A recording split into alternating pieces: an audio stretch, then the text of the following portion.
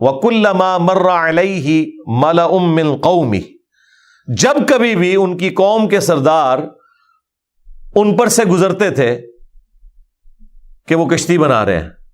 اب ایسی جگہ پہ انسان کشتی بنا رہا ہے جو پہاڑی علاقہ ہے، جہاں سے پانی نیچے تو جاتا ہے. کبھی ایسا نہیں ہوا کہ اب کو ہمالیہ کی پہاڑیوں کے اوپر کوئی بندہ آ کے جی میں کشتی بنا رہا ہوں کہ یہاں پہ پانی آنے والا ہے، تو لوگ یہ کہیں گے کہ اس کا لگتا ہے اب ذہنی توازن بگڑ گیا ہے. کوئی ہم میدانی علاقے میں تو نہیں ہے، پانی تو بہ کے نیچے جانا ہے. ہم پہاڑی علاقوں میں رہ رہے ہیں، پانی یہاں پہ تو جمع ہو کر کوئی ایسا سین نہیں بنائے گا.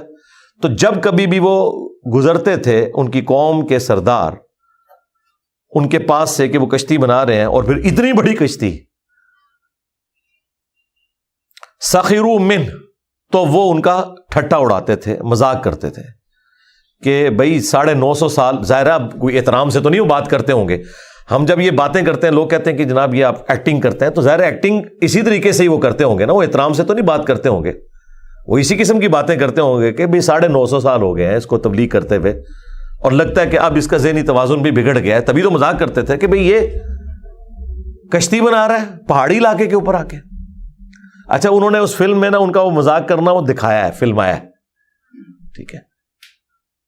تو جب وہ مذاق کرتے تھے تو حضرت نوح علیہ السلام اس کے جواب میں کیا فرماتے تھے؟ قال ان تسخروا، وہ کہتے تھے کہ آج جو تم ہمارا مذاق اڑا رہے ہو نا، منا، ہمارے ساتھ یہ جو کچھ کر رہے ہو، فَإِنَّا نَسْخَرُ مِنْكُمْ كَمَا تَسْخَرُونَ، تو ایک دن آئے گا اسی طریقے سے ہم بھی تمہارا مذاق اڑائیں گے جس طرح آج تم ہمارا مذاق اڑا رہے ہو.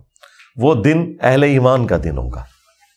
یہ بڑی امپورٹنٹ چیز ہے. یہ پارہ نمبر 30 میں بھی آیا کہ آخرت میں جنت میں بھی پہنچ کے جو اہل ایمان ہے وہ اپنے تکیوں پر ٹیک لگائے ہوئے تختوں پہ بیٹھے ہوئے ان لوگوں کا مذاق اڑائیں گے جنہوں نے دنیا میں ان کا مذاق اڑایا تھا کہ ہاں بھئی اب پتہ لگ گیا. تو یہ تو ایک رخ ہے نا. یہ مذاق اڑانے والے تو وہ ہوں گے جو جنت میں پہنچ گئے ہیں.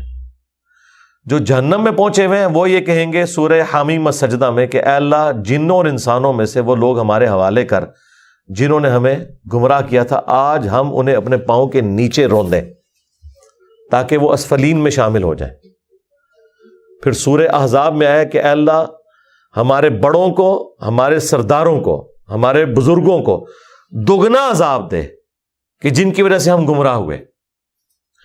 اور سورۃ الاعراف میں تو کلائمیکس آیا ہے کہ جب کبھی بھی کوئی قوم جہنم میں داخل کی جائے گی تو وہ اپنے بزرگ بابوں کے اوپر لعنت بھیجے گی اور کہے گی اے اللہ ہمارے بزرگوں پر لعنت بھیج اور ان پر دگنا عذاب بھیج کہ جن کی وجہ سے ہم گمراہ ہو کے یہاں تک پہنچے. تو اللہ تعالیٰ فرمائے گا کہ سب کے لیے دگنا ہے، یہ پیکٹ سب کے لیے ہے. سب کے لیے اس لیے کہ تم بھی تو آنے والوں کے لیے بزرگ بنے ہو نا. آج یہ جو آپ کو بڑے احترام سکھا رہے ہوتے ہیں بزرگوں کے، یہ اس لیے سکھا رہے ہوتے ہیں کہ کل کو انہوں نے بھی بزرگ بننا ہوتا ہے. اگر علی بن عثمان حجویری خود بایزید بستامی کی قبر پہ جا کے اپنے مسئلے حل نہ کرواتے اور یہ بات وہ کشف المحجوب میں نہ لکھتے تو ان کی قبر پہ جا کے کس نے مسائل حل کروانے تھے.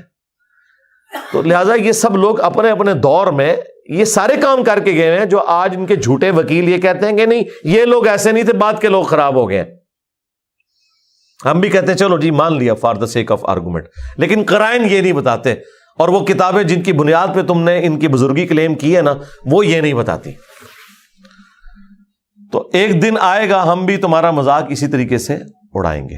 تو یہ ذہن میں رکھیے گا، اہل ایمان کے سینوں کو ٹھنڈک اسی وقت پہنچے گی جس طریقے سے دنیا میں جب کافروں نے، منافقین نے اہل ایمان کو تکالیف دی تو اسی طریقے سے وہ بھی اپنا بدلہ اتارے. اگر مسلم شریف میں ایک حدیث ہے کہ جی اگر کسی سینگ والی بکری نے بغیر سینگ والی کو سینگ مارا تو قیامت والے دن اللہ تعالیٰ ان دونوں کو اٹھائے گا اور جس کے سینگ نہیں اسے سینگ دے گا، اور بغیر سینگ والی وہ بکری بن جائے گی جس کے دنیا میں سینگ تھے، وہ بدلہ اتارے گی. تو کیا اہل ایمان بدلہ نہیں اتاریں گے؟ کیا عمار بن یاسر ابو جہل سے بدلہ نہیں لیں گے کہ ایک دن میں ان کی نگاہوں کے سامنے ان کے والد اور والدہ سیدنا یاسر اور سیدہ سمیہ علیہم السلام ورضی اللہ عنہما کو اتنا ظلماً شہید کیا گیا؟ جب تک اس کی وہ تکلیف وہ خود اپنی آنکھوں سے نہیں دیکھیں گے جس طریقے سے ان کے ماں باپ کو تکلیف دی گئی، تو کس طرح ٹھنڈک پڑے گی؟ تو یہ ہونا ہے سب کچھ آخرت میں، وہ ساری چیزیں اہل ایمان کو دکھائی جائیں گی تاکہ ان کا وہ غصہ ٹھنڈا ہو.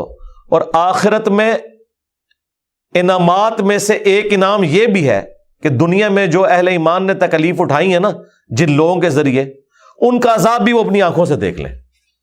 یہ بھی ان کے کلیجہ ٹھنڈا کرنے کی چیز ہے نا.